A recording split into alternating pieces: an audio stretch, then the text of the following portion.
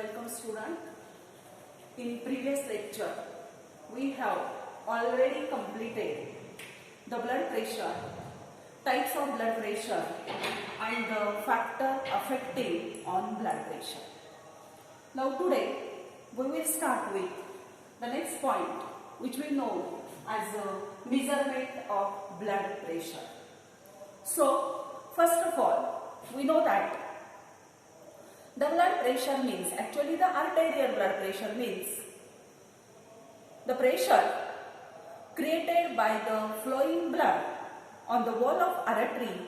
That pressure is known as arterial pressure. And actually the blood pressure, it is measured in the arteries.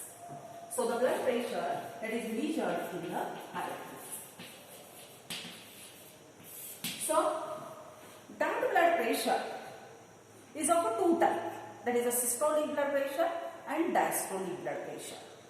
Both of these blood pressure, they are measured by an instrument which we know as a sphygmomanometer. So it is measured by an instrument known as a sphygmomanometer, which we also known as a BP apparatus. Now, this sphygmomanometer, it consists of, or it is made up of inflatable rubber bag cup. It is made up of inflatable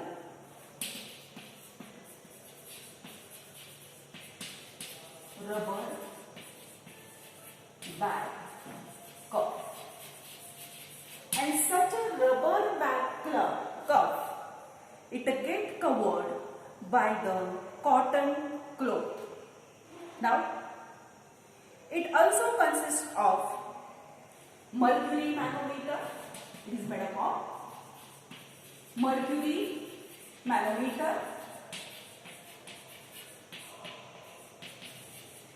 Then, it is also consists of two tubes. So, one tube, it is joined to the mercury manometer, and another tube, it consists the rubber bulb. So, it consists of two rubber tubes. लक्षात येते का पहा? आज आपल्याला measurement of blood pressure बघायचं आहे. Last लेक्चरला आपण blood pressure म्हणजे पाहिलं, स्पेशली आर्टेरियल ब्लड प्रेशर म्हणजे आर्टरीमध्ये असणारं ब्लड प्रेशर, सिस्टोलिक आणि डायस्टोलिक. मग आता हे arterial blood pressure normal range आपल्याला त्याची माहित झाली की 120-80 mm ऑफ HG असतं ॲडल्ट हेल्दी पर्सन मध्ये. आणि that is measure in the artery. हे कशात मेजर केलं जातं तर आर्टरीमध्ये मेजर केलं जातं. आणि it is measure by the instrument. कुठल्या इन्स्ट्रुमेंटच्या सहाय्याने हे मोजलं जातं तर त्या इन्स्ट्रुमेंटचं नाव आहे स्फिग्मोमॅनोमीटर. आता स्फिग्मोमॅनोमीटर किंवा तुम्ही हॉस्पिटल्समध्ये वगैरे जाता त्यावेळेला डॉक्टर तुमचं ब्लड प्रेशर पाहतात, त्याला त्यांनी सिम्पली बीपी ॲपॅरेटस म्हणतात, म्हणून त्याला आपण बीपी ॲपॅरेटस सुद्धा म्हणू शकतो. आता हे ॲपॅरेटस कसं तयार झालंय म्हणून सांगितलं किंवा त्याच्यामध्ये काय काय आहे तर ह्याच्यामध्ये इनफ्लॅटेबल रबर बॅग कफ आहे. एक बॅग आहे रबरी आणि ती इनफ्लॅटेबल आहे. इनफ्लॅटेबल म्हणजे फुग्यामध्ये जसं आपण हवा भरल्यावर फुगा फुगतो तशी ती बॅग आहे की हवा भरली की ती फुगते, म्हणून तिला आपण इनफ्लॅटेबल रबर बॅग कफ म्हणतो. आणखी त्याला काय आहे त्या इन्स्ट्रुमेंटला तर त्याला मर्क्युरी मॅनोमीटर आहे. एक मॅनोमीटर आहे तो मर्क्युरीचा आहे, मर्क्युरी पासून तयार झालेला आहे. आणि it consist of two rubber tubes. आणि त्याला काय आहे तर टू रबर ट्यूब्स आहेत. एक ट्यूब ही मॅनोमीटरला जोडली आहे ह्या कप पासून निघालेली आणि दुसऱ्या ट्यूबला रबर बल्ब आहे. पहा हे इन्स्ट्रुमेंट आपण बघू आधी म्हणजे तुमच्या लक्षात येईल. तर आता हे इन्स्ट्रुमेंट आहे बरोबर. आता ह्याच्यामध्ये आत्ताच आपण पाहिलं की रबर ट्यूब आहे, सॉरी रबर इनफ्लॅटेबल रबर कफ आहे. त्याला म्हणायचं इनफ्लॅटेबल रबर कफ आणि ह्याच्यावरती covered by the cotton cloth, ह्याच्यावरती कॉटन क्लॉथ आहे, बरोबर आहे. आता ह्याच्यापासून ह्या 2 ट्यूब निघालेल्या आहेत, ह्या रबर ट्यूब पैकी एक जर ट्यूब तुम्ही पाहिली तर पहा, ही एक ट्यूब आहे, तर एकाला हा रबर बल्ब जोडलेला आहे. ह्याच्यामधून आपण हवा भरली की ही बॅग फुगू शकते आणि इथं असा ह्याला स्क्रू पण आहे, ठीक आहे. आणि ह्याची दुसरा जो एंड आहे किंवा दुसरी इथे एका बाजूला it is jointed to the mercury manometer. So on one hand that bag or inflatable cup, it is jointed to the mercury manometer. This is the mercury manometer by this rubber tube, and on the hand it is jointed to the rubber bulb. पहा हे BP apparatus आहे, हा mercury मॅनोमीटर आहे, ह्याच्यामध्ये actually mercury आहे आणि मग तुम्ही जसं जसं ब्लड प्रेशर मोजता ते इथं व्हॅल्यूज दिलेले आहेत त्याच्यानुसार आपण ते मोजू शकतो, ठीक आहे. हे काय आहे तर हिला म्हटलं जातं इन्फ्लॅटेबल रबर बॅग कफ, ठीक आहे. आणि ह्या 2 काय झाल्या, त्याच्या रबर ट्यूब झाल्या, ह्या 2. मग ह्याच्यामधल्या एका रबर ट्यूबला कोण जोडलेलं आहे, बल्ब जोडलेला आहे आणि एक रबर ट्यूबच्या साह्यानं हा जो काही कफ आहे हा कफ कशाला जोडलेला आहे, it is jointed to the mercury manometer, ठीक आहे. तर ह्या अपॅरेटसला आपण काय म्हणतो, बीपी अपॅरेटस म्हणतो किंवा ह्याला आपण काय म्हणतो, स्पिग्मो मॅनोमीटर म्हणतो. हे झालं ह्या इन्स्ट्रुमेंटचं इंट्रोडक्शन किंवा इन्स्ट्रुमेंटची जस्ट आपण एक काय केली, ओळख करून घेतली. आता ड्युरिंग मेजरमेंट, ज्या वेळेला आपल्याला मेजरमेंट करायचं असतं त्यावेळेला काय केलं जातं, person is asked to lie in a sleeping position. During measurement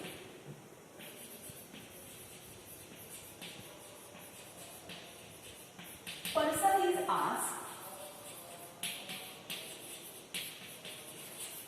to lie in sleeping position.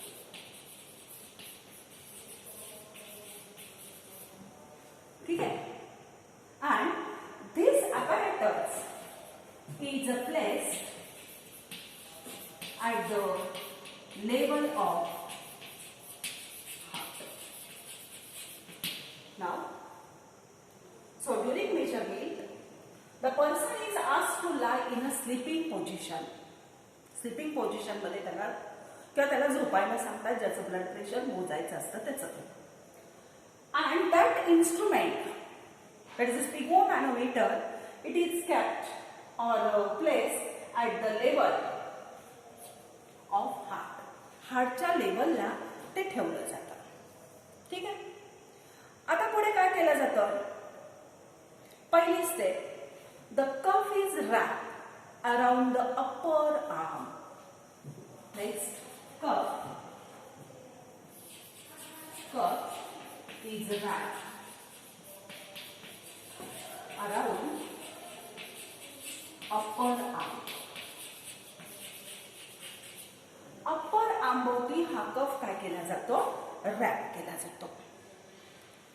And the cuff is inflated till brachial artery is blocked. That cuff is inflated till brachial artery is blocked by external pressure. हे लक्षात येते का पहा, ज्याचं blood pressure मोजायचंय त्याला बेडवरती झोपवला जातो, टेबलवरती झोपवला जातो. झोपवल्यानंतर हा जो काही मी आता तुम्हाला दाखवलेला हा जो काही कफ आहे, हा कफ हा पूर्ण ह्या आंबोवती, इथं आपली ब्रँकियल आर्टरी आहे, ह्याच्या भोवती रॅप केला जातो, टाईटली रॅप केला जातो. रॅपिंग केल्यानंतर that cuff is wrapped around the arm, that inflated tail, the brachial artery is blocked by the external pressure. मग हा रॅप केल्यानंतर हे जे काही बल्ब आहे ह्याच्या साह्याने असं ह्याच्यामध्ये काय भरली जाते, एअर भरली, एक्सटर्नल प्रेशर दिलं जातं. पहा तुम्हाला लक्षात येत असेल. लगेच हे काय झालंय, हा जो हे फुगलेलं तुम्हाला दिसतंय, हा कफ अशा पद्धतीनं ह्याच्यामध्ये पंप केलं, प्रेशर दिलं जातं. कुठपर्यंत? Till the brachial artery is block by the external pressure, की जेणेकरून इथली तुमची ब्रँकियर आर्टरी जी असते ती काय केली जाते, ब्लॉक केली जाते. Then slowly the pressure is released till the pulsatile sound is heard. Then slowly pressure released. The pressure is released till the first pulsatile sound is heard. Released till pulsatile sound is heard.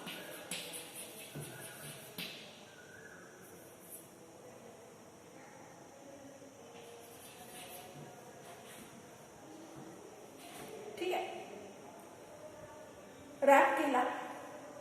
Rap केल्यानंतर त्या air बल्बच्या साह्यानं तुम्ही काय केलं, त्याच्यात भरपूर pressure create केलं. कुठपर्यंत त्याला प्रेशर द्यायचंय किंवा कुठपर्यंत त्याच्यामध्ये तुम्ही हवा भरायची आहे, जोपर्यंत तुमची ब्रँकियल आर्टरी ब्लॉक होत नाही तोपर्यंत.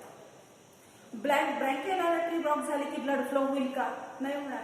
मग पुन्हा हे जो काही बल्ब आहे, ह्या बल्बच्या भोवती इथं एक स्क्रू आहे. ह्या स्क्रूचा वापर करून हे जे काही एअर प्रेशर असतं, हे एअर प्रेशर आपण स्लोली काय करू शकतो, रिलीज करू शकतो. आणि हे रिलीज कुठपर्यंत करायचंय, पहिला पल्साटाईल साऊंड त्याच्यातून आपल्याला ऐकू येतो. अर्थात हा ऐकू येण्यासाठी आपल्याला दुसरं इन्स्ट्रुमेंट वापरावं लागतं, ज्याला आपण स्टेथोस्कोप असं म्हणतो. मग त्या स्टेथोस्कोपच्या सहाय्याने काय केलं जातं, तर तो साऊंड ऐकला जातो. आणि तो साऊंड स्टेथोस्कोपच्या सहाय्याने ऐकला की इथं तुम्हाला मर्क्युरी मॅनोमीटर वरती काय दिसतं, त्याच्या त्या व्हॅल्यूज दिसतात, किती झालेले आहेत ते. And that is considered as systolic BP. That is considered as the systolic blood pressure. लक्षात आहे का? तुम्ही काय केलं, एअर प्रेशर रिलीज केलं. एअर प्रेशर रिलीज झालं की काय होणार आहे, तुम्हाला साऊंड ऐकू येईल हळू. तो साऊंड ऐकायसाठी स्टेथोस्कोप लागेल. आणि at that time the values on the manometer that is recorded and that values are the systolic blood pressure values. आणि त्या कशाच्या व्हॅल्यूज असते, तर त्या व्हॅल्यूज असतील सिस्टोलिक ब्लड प्रेशरच्या. नंतर कंटिन्यू पुढे. The pressure in the cuff is further release till the pulsatile sound cannot be heard. So further the pressure is release.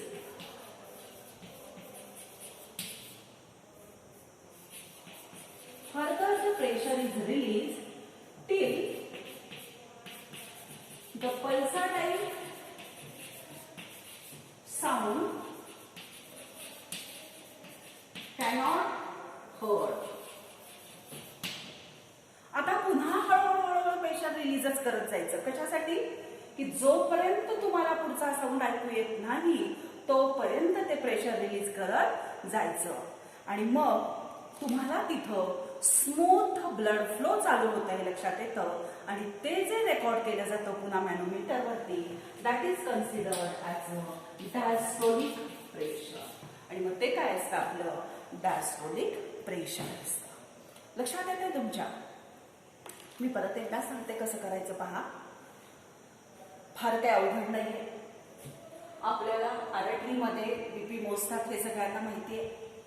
स्पिग्मो मॅनोमीटरच्या साह्याने मोजतात. आता स्पिग्मो मॅनोमीटर म्हणजे हे इन्स्ट्रुमेंट आहे ब्लड प्रेशरचं, तेही तुम्हाला माहिती आहे. हे कसं तयार झालंय मी तुम्हाला सांगितलं की ह्या स्पिग्मो मॅनोमीटरमध्ये हा इन्फ्लॅटेबल रबर बॅक कफ असतो.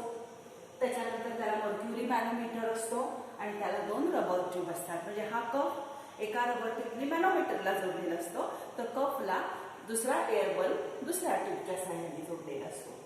आता हे मोजायचं कसं, तर ज्या वेळेला हे तुम्हाला ब्लड प्रेशर मोजायचं असतं, at that time the person is asked to lie in the sleeping position. पर्सनला काय केलं जातं, तर स्लीपिंग पोझिशन मध्ये झोपवलं जातं किंवा स्लीपिंग कंडिशन त्याला दिली जाते. स्लीपिंग पोझिशन इथं दिलेली, टेबलवरती वगैरे त्याला झोपवलं जातं. नंतर हे जे काही इन्स्ट्रुमेंट आहे that is kept at the level of our heart. आपलं जे काही हार्ट आहे ह्याच्या लेवलला हे इन्स्ट्रुमेंट ठेवलं जातं. आता हे इन्स्ट्रुमेंट ठेवलं की पहिलं फंक्शन काय आहे, the cuff is wrap around our upper arm tightly. आपला जो काही अप्पर आर्म आहे ह्या अप्पर आर्म भोवती ते काही इन्फ्लॅटेबल कफ असतो तो टाईटली रॅप केला जातो. बरोबर, कारण कफ अप्पर आर्म मध्ये ब्रँकियल आर्टरी. मग अप्पर आर्म मध्ये हे केल्यानंतर पुढची स्टेप मी काय सांगितली, inflated till the brachial artery is block. हा जो काही कफ आहे ह्याच्यामध्ये हवा भरली जाते. The cuff is inflated till the brachial artery is block. भरपूर प्रेशर दिलं जातं आणि ब्रँकियल आर्टरी मधला ब्लड फ्लो तुमचा थांबवला जातो. हा थांबवल्यानंतर पुढची स्टेप की तो जो एअर बल्ब आहे त्याला साईडला जो स्क्रू आहे त्या स्क्रू रिलीज केला जातो and slowly the pressure is release. कुठपर्यंत, till the pulsatile sound is heard. जोपर्यंत तुम्हाला ऐकू येत नाही आवाज तोपर्यंत तुम्हाला ते एअर रिलीज करावी लागते. आणि हा साऊंड काही ह्या इन्स्ट्रुमेंट मध्ये ऐकायला येत नाही, त्याच्यासाठी स्टेथोस्कोप लागतो. त्या स्टेथोस्कोपच्या सहाय्याने आपल्याला हा साऊंड ऐकायला मिळतो. आणि मग ह्याचं जे काही मॅनोमीटरवरती व्हॅल्यूज आलेले आहेत ह्या मॅनोमीटरवरच्या व्हॅल्यूज त्याच्यावरती रेकॉर्ड केल्या जातात आणि ते कन्सिडर केलं जातं सिस्टोलिक ब्लड प्रेशर. ठीक आहे. आता हे प्रेशर रिलीज करायची प्रोसेस कंटिन्यू ठेवायची कुठपर्यंत, की जोपर्यंत तुम्हाला पल्साटाईल साऊंड आता ऐकू येणार नाही तोपर्यंत. पल्साटाईल साऊंड जोपर्यंत ऐकू येत नाही तोपर्यंत ते एअर प्रेशर काय करायचं, रिलीज करायचं. आणि मग रिलीज करून तो साऊंड आला नाही ह्याचा अर्थ की स्मूथ ब्लड फ्लो काय झाला आपला आता सुरू झालेला असतो. आणि मग ते काय म्हणून कन्सिडर केलं जातं, तर ते कन्सिडर केलं जातं डायस्टोलिक बीपी. मग असं तुम्हाला सिस्टोलिक बीपीची ॲडल्ट हेल्दी पर्सन मध्ये व्हॅल्यू मिळते, ती असते 120 mm of HG. आणि डायस्टोलिक प्रेशरची व्हॅल्यू तुम्हाला हेल्दी ॲडल्ट पर्सन मध्ये मिळते, ती असते 80 mm of HG. आणि म्हणून ब्लड प्रेशर किती असतं, तर 120-80 mm of HG.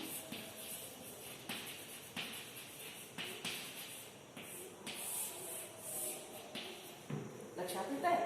मग ब्लड प्रेशर किती असतं, 120-80 mm of HG.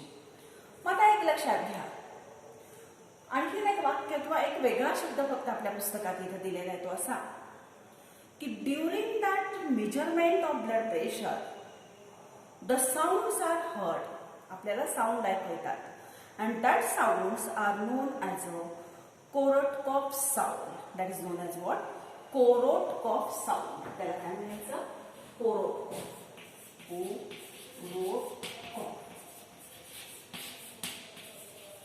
That is known as what? They are that sounds which we heard during the measurement of blood pressure.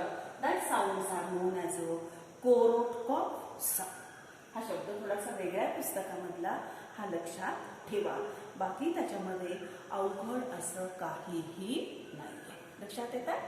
तर हे झालं ब्लड प्रेशरचं मेजरमेंट. ठीक आहे. आता ब्लड प्रेशर किती प्रकारचं आहे पाहिलं, ब्लड प्रेशर कसं मोजतात हेही आपण पाहिलं आत्ताच. ह्याच्यामध्ये मला वाटतं रिव्हिजनची गरज आता फारशी लागणार नाहीये. फार तर एकदा इन्स्ट्रुमेंटच मी तुम्हाला दाखवते कसं आहे ते परत एकदा पहा. हे स्पिग्मो मॅनोमीटर आहे. ह्याच्यामध्ये पहा, आता लक्षात येईल तुमच्या हे काय आहे, तर हे आहे त्याचा कफ. बरोबर. आता कफ माहीत झाल्यानंतर पुढे तुम्हाला हे माहिती आहे. आता मी कफ हे आता धरते आणि कफ पासून निघालेल्या ह्या दोन काय आहेत, रबर ट्यूब्स आहेत. एका साईडला रबर बल्ब आहे, हा बल्ब, आणि दुसऱ्या साईडला ही ट्यूब कुठे जोडली ह्या कफची, तर इथे ह्या मर्क्युरी मॅनोमीटरला. ठीक आहे. आणि हा कोण आहे तर हा मर्क्युरी मॅनोमीटर आहे. मग ह्याच्यामध्ये बीपी कसं मोजतात हे जनरली आपण प्रत्येक जण हॉस्पिटलला जेव्हा व्हिजिट करतो त्यावेळेला आपल्या सगळ्यांना हे माहिती असतं. तर तेच मी थोडंसं इथं तुम्हाला सांगते. ठीक आहे. हे झालं मेजरमेंट बाय द स्पिग्मोमॅनोमीटर. आता ह्याच्यानंतर कंटिन्यू आणखीन एक पॉईंट आपण घेणार आहोत पुढचा, ती म्हणजे थोडीशी आपल्या हार्टशी रिलेटेड असणारी डिसऑर्डर आहे. आणि ती डिसऑर्डर कुठली आहे तर त्या डिसऑर्डरचं नाव आहे hyper tension. So the next point is hyper tension. पुढचा पॉइंट आपल्याला काय शिकायचा आहे, डिसऑर्डरचा शिकायचा आहे. आणि ती डिसऑर्डर कुठली आहे तर त्या डिसऑर्डरला आपण म्हणतो हायपर टेन्शन. लास्ट लेक्चरमध्ये ह्याच्याबद्दल आपण बोललो होतो की हायपर टेन्शन म्हणजे काय. ठीक आहे. पहा,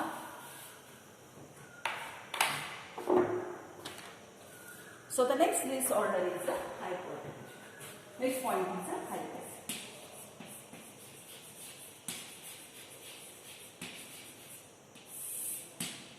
तर हायपरटेन्शन हा शब्द तुम्ही कधी वापरता. हायपर म्हणजे कालच मी तुम्हाला सांगितलं अबाउट दॅन द नॉर्मल.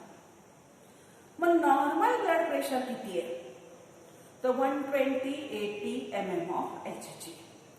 ह्याच्यापेक्षा जर व्हॅल्यूज वाढल्या सिस्टोलिक पण आणि डायस्टोलिक पण तर आपण त्याला म्हणतो हायपरटेन्शन आहे. So hypertension means persistently raised blood pressure higher than the normal. Persistently raised blood pressure than the normal. Normal पेक्षा जर कायमच तुमचं ब्लड प्रेशर जास्त होत असेल, वाढत असेल तर त्या कंडिशनला आपण म्हणतो hyper tension. Mostly 140/90 mm of Hg. म्हणजे सिस्टोलिक बीपी जे 120 हवं होतं ते किती झालं 140 झालं. डायस्टोलिक प्रेशर किती हवं होतं 80 mm ऑफ Hg हवं होतं ते किती झालं 90 mm ऑफ Hg झालं. म्हणजे दोन्हीही ब्लड प्रेशर काय झाले इन्क्रीज झाले. म्हणजे ती डिसऑर्डर कुठली झाली that is known as hyper tension. And this increased value that is called threshold hyper tension. That is known as what threshold hyper tension. त्याला काय म्हणायचं threshold hyper tension. In some cases, that blood pressure it increases up to 180/120 mm of Hg. पहा काय झालेलं आहे. जे 120 हवं होतं ते 180 झालंय आणि जे 80 हवं होतं त्याची व्हॅल्यूज काय झालेली आहे 120 झालेली आहे. मग अशा वेळेला that is dangerous to our health. This blood pressure which is 180/120 mm of Hg that is dangerous to our heart, our health. So this increased or this hypertension it damage our heart, our kidney, our brain and our eyes also. So this hypertension it damage our heart, then our kidney, our brain and also our eyes. ह्या सगळ्याला खूप प्रचंड प्रमाणामध्ये जर blood pressure तुमचं वाढत असेल तर आपल्या हार्टमध्ये, किडनीमध्ये, ब्रेनमध्ये, आईजमध्ये सुद्धा काय होतं तर आपल्याला डॅमेज हे दिसायला सुरुवात होते. During hypertension our heart uses more energy or require the more energy for the pumping action. लक्षात येते का पहा. During hypertension our heart require more energy for which process? For pumping of blood. It causes angina pectoris. लक्षात येते का पहा. During hypertension, इथं right note करते पहा, हायपरटेन्शन ज्या वेळेला असतं, heart requires more energy. For which purpose? For pumping of blood. And as it requires the more energy, it causes one more disorder in our heart, and that is known as angina pectoris. Details आपण ह्याच्या पण नंतर शिकणार आहोत, पण आता इथे लक्षात घ्या की आपल्याला अंजायना पेक्टोरिस होऊ शकतो. Angina pectoris means what? That is a chest pain. छातीमध्ये दुखणं ह्याला आपण काय म्हणतो? Chest pain. आणि why there is angina pectoris और chest pain? That means there is a decreased blood flow और low blood flow to the cardiac muscle. तुमच्या हार्टच्या low blood flow to cardiac muscle. लक्षात येते का? So we know that the hypertension means increased BP than the normal. When it increases up to 140, 90 mm of Hg, then that is known as a threshold hypertension. It also increases up to the 180, 120 mm of Hg, and such a BP is dangerous to our heart. So, such an increased BP, it damages our heart, kidney, brain, and also our eyes. During hypertension, our heart increases, our heart requires more and more energy for the pumping action. And it causes angina pectoris. प्रचंड प्रमाणामध्ये हार्टला work करावी लागते blood pump करायसाठी, कारण त्याला प्रेशरनी blood pump करायचंय. प्रेशरनी pump करायचं असल्यामुळं त्याला प्रचंड प्रमाणामध्ये काय लागते? एनर्जी लागते. आणि मग ह्या वेळेला काय होतं? प्रचंड वर्क करत असताना त्याच्यामध्ये हार्टमध्ये अंजायना पेक्टोरिस डिसऑर्डर दिसते. आता अंजायना पेक्टोरिस म्हणजे काय? तर that is a chest pain. छातीमध्ये बारीक कळ येतं. आणि ही काय येते? तर due to the low blood supply to the coronary artery. That means coronary arteries they goes towards the cardiac muscle. Cardiac मसलला कोरोनरी आर्टरी मार्फत भरपूर प्रमाणामधला ब्लड सप्लाय होत नाही. आणि कार्डियक मसल म्हणजेच हार्टच्या मसल. हार्टच्या मसलला वर्किंगलाच जर ब्लड प्रॉपर मिळत नसेल तर they causes a disorder which we known as angina pectoris. मग angina pectoris म्हणजे ही चेस्ट पेन असते. चेस्ट पेन मधली पेन ही लोअर जॉमध्ये असते, नेक रिजन मध्ये असते, लेफ्ट आर्म मध्ये असते. हे डिटेल्स जे काही असतील ते आपण नंतर डिटेल शिकणार आहोत. ठीक आहे. आता जर समजा प्रचंड लो ब्लड फ्लो, जर अतिशय कमी प्रमाणात जर ब्लड सप्लाय कार्डियक मसलला होत असेल तर that leads to myocardial infarction. It leads to the myocardial infarction. आता हा शब्द नवीन आहे. मायोकार्डियल इन्फॉर्क्शन म्हणजे काय? तर आपल्या कार्डियक मसलला ब्लड सप्लाय कमी होणं आणि कार्डियक मसलचं वर्किंग कमी होणं. म्हणजेच खूप वेळेला मायोकार्डियल इन्फेक्शन हा शब्द हार्ट अटॅकला सुद्धा वापरतात. मग तशी कंडिशन आपली ह्याच्यामध्ये होऊ शकते. आता ब्लड प्रेशर प्रचंड प्रमाणामध्ये वाढल्यामुळे काय होतं? There is brain haemorrhage. हे खूप महत्वाचं आहे, लक्षात ठेवा. There is brain haemorrhage.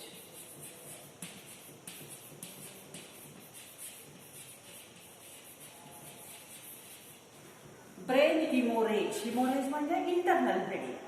मग लक्षात घ्या, ब्रेन हिमोरेज होतं. प्रचंड प्रमाणामध्ये जर ब्लड प्रेशर आपलं वाढलं तर ब्रेनमध्ये हिमोरेज व्हायला सुरुवात होतं, ब्लिडिंग होतं. मग ब्रेनमध्ये ज्या काही आर्टरीज असतात, that arteries are less protected by surrounding tissue. ब्रेनमध्ये का होतं मोस्टली हे? तर ब्रेनमध्ये ज्या आपल्या आर्टरीज असतात, ह्या आर्टरीज कॉमन आर्टरी भोवती जो काही टिश्यू असतो सपोर्टिंग किंवा प्रोटेक्टिव्ह, तेवढा टिश्यू ब्रेनमध्ये असणाऱ्या आर्टरीज भोवती नसतो. म्हणून मोस्टली ज्यावेळेला हायपर टेन्शन होतं, there is a brain haemorrhage. लक्षात येत आहे? मग आता पहा, किडनीमध्ये जर तुम्ही गेलात तर किडनीमध्ये पण हायपर टेन्शनचं झालं तर किडनीकडे जाणारा ब्लड फ्लो सुद्धा तुमचा वाढतो. आणि किडनीमध्ये ब्लड फ्लो जर वाढला तर तिथं किडनी फेल्युअर येऊ शकतं. जसं ब्रेनमध्ये हिमोरेज होऊ शकतं, तसं किडनीमध्ये किडनी फेल्युअर होऊ शकतं. There is a kidney failure in the hypertension. Eyes बद्दल जर आपण बोलायचं म्हटलं तर डोळ्यामध्ये सुद्धा ज्या काही बारीक कॅपिलरीज आहेत, ह्या कॅपिलरीज मधलं सुद्धा ब्लड प्रेशर काय होतं? वाढतं. आणि ह्या कॅपिलरीज कशा आहेत? अतिशय थिन वॉल आहेत. त्यामुळे ह्या डोळ्यातल्या कॅपिलरीज सुद्धा हायपर टेन्शनमुळे काय होतात? बस्ट होतात आणि आपल्याला ब्लाइंडनेस हा त्याच्यामुळे येऊ शकतो. लक्षात येत आहे? मी परत एकदा रिपीट करते, 2-5 मिनिटात लक्ष द्या थोडंसं. आपण पहिली डिसऑर्डर शिकतोय, हायपरटेन्शन. हायपरटेन्शन या शब्दाचा अर्थ आपल्याला माहित झालाय, persistently increased or raised blood pressure than the normal. Normal जे काय 120-80 mm of HG असतं त्याच्यापेक्षा नेहमीच ब्लड प्रेशर इन्क्रीज राहणं ह्याला म्हणतात हायपरटेन्शन. ह्याच्यामध्ये हायपरटेन्शन 140-90 mm of HG जर झालं तर त्याला आपण थ्रेशोल्ड हायपरटेन्शन म्हणतो. आणि हे हायपरटेन्शन 180-120 mm of HG एवढंही होऊ शकतं. ज्या वेळेला हे एवढं वाढतं, that is very dangerous to our heart. आपलं जे काही हेल्थ आहे that is very dangerous to our health. आपल्या बॉडीला ते खूप घातक असतं जेव्हा ते 180-120 पर्यंत जातं. मग कशाला घातक असतं? तर डॅमेज, काय काय डॅमेज करतो? तुमचं हार्ट डॅमेज करतो, किडनी डॅमेज करतो, ब्रेन डॅमेज करतो, डोळ्यांना डॅमेज पोहोचवतं. मग आता हार्टला कसं डॅमेज करतो ते बघूया. ही साधी गोष्ट आहे. नॉर्मल पंपिंग हार्ट जेव्हा करतं त्यावेळेला त्याला फारशी एनर्जी लागत नाही, पण आता त्याला भरपूर प्रचंड प्रमाणामध्ये प्रेशरनी ब्लड फ्लो करायचा आहे, पंप करायचे. So it requires more energy. प्रचंड एनर्जी लागते त्याला. कशासाठी? पंपिंगसाठी लागते ती, हार्ट ब्लड पंप करायसाठी. मग हे जेव्हा तो करत असतो त्यावेळेला हार्टमध्ये अंजायना पेक्टोरिस डिसऑर्डर निर्माण होते. का निर्माण होते? तर हार्टच्या वॉलला ज्या कोरोनरी आर्टरी ब्लड सप्लाय करत असतात त्याच प्रॉपर ब्लड सप्लाय कार्डियक मसलला करू शकत नाहीत. आणि मग कार्डियक मसलचं वर्किंग प्रॉपर होणार नाही आणि मग तिथं चेस्ट पेन येते. त्याला आपण अंजायना पेक्टोरिस असं म्हणतो. हे डिटेल्स आपण शिकूयात नंतर. तसंच त्याच्यामध्ये मायोकार्डियल इन्फेक्शन पण होऊ शकतं. मायोकार्डियल इन्फेक्शन म्हणजे आत्ताच मी तुम्हाला सांगितलं की हार्ट अटॅक ज्याला आपण म्हणतो तर तोही ह्याच्यामध्ये येऊ शकतो. त्याला मायोकार्डियल इन्फेक्शन म्हणतो हायपरटेन्शनमुळे. ब्रेन बद्दल बोलायचं म्हटलं तर ब्रेनमध्ये हिमोरेज होतं. हिमोरेज या शब्दाचा अर्थ इंटरनल ब्लिडिंग.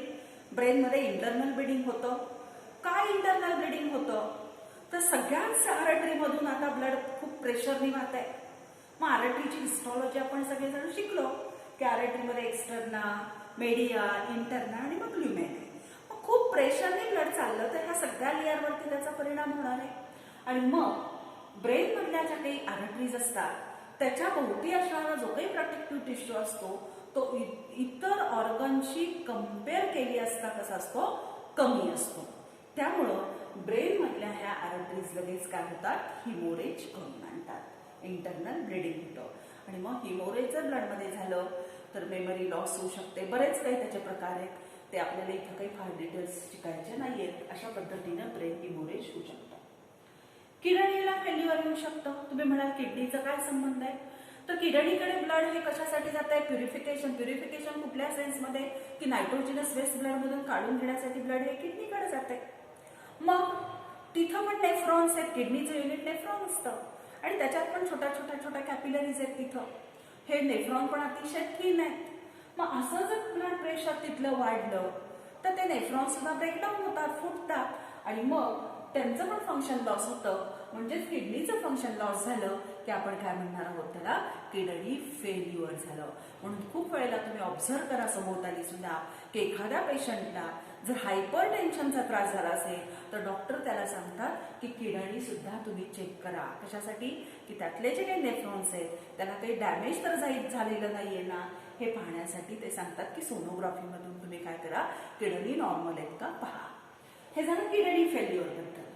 दुसरी गोष्ट मी आत्ताच सांगितली, डोळ्यांच्या बद्दल पण तुम्हाला सांगितलं. आपले जे आईज आहेत ह्याच्यामध्ये कॅपिलरीज आहेत छोट्या छोट्या आणि छोट्या छोट्या कॅपिलरींना तुम्हाला माहिती की फक्त ट्युनिका इंटरनाच त्याच्यामध्ये प्रेझेंट आहे. एंडोथेलियमनी तयार केलेला सिंगल लेअरची ती कॅपिलरी आहे. खूप प्रेशरनी जर तिच्यात ब्लड गेलं तर हा थिन लेअर सुद्धा काय होतं, ब्रेक होतं आणि ब्लिडिंग तिथं होतं आणि ब्लिडिंग झालं की ब्लाइंडनेस हा सुद्धा येऊ शकतो. तर हायपर टेन्शन हे तुमच्या हार्टवरती ॲडव्हर्स परिणाम करू शकतं, किडनीवरती करू शकतं, ब्रेनवरती करू शकतं आणि डोळ्यांवरती सुद्धा करू शकतं. That disorder is known as a hyper tension. ठीक आहे.